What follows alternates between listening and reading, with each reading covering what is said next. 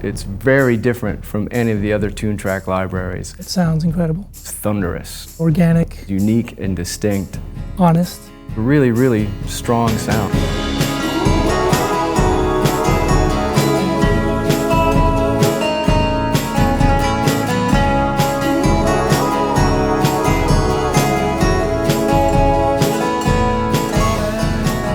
Toontrack contacted me about coming to Seattle. They wanted to do a recording to get some of the more folky and indie sounding drums. A couple of years ago, I worked with Toontrack on the Americana library that we did in Austin, and I got a call saying they were going to come up here to Seattle and asked if I'd be interested in coming. I was definitely excited to come up and work on another project.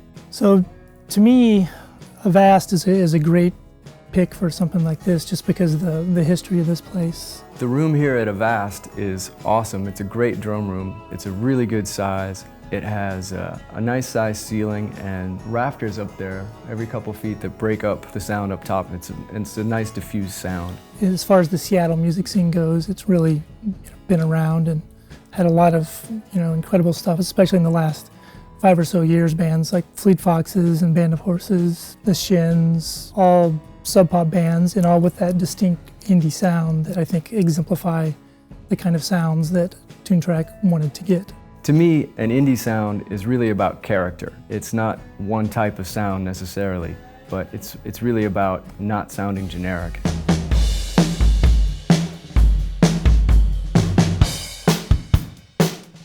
So we've got a Gretsch Round Badge kit. Sounds awesome. It's a little damped down. We've got some T-shirts muting it, so there's not a lot of sustain. There is a little bit of sustain on the bass drum though, which gives it a nice sort of full throat. It sounds really good together. We also have that kit with mallets, which sounds awesome. The opposite side of the coin from the muted Gretsch is a war-era Rolling Bomber kit from Slingerland. This kit is gigantic sounding. It's mind-blowingly big.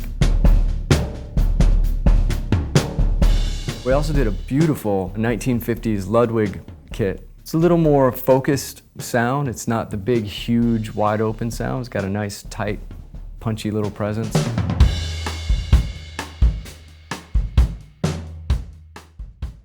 You know, when you go into any project, you try and have a point of view. And we had the notion of getting really strong, identifiable drum sounds. And we did it by, well, really not overthinking things too much. We took a pure approach, straight ahead, nice drums, recorded in a nice room with really nice microphones. And you put all those components together, and you end up with a really, really strong sound, and I think you're really going to enjoy it.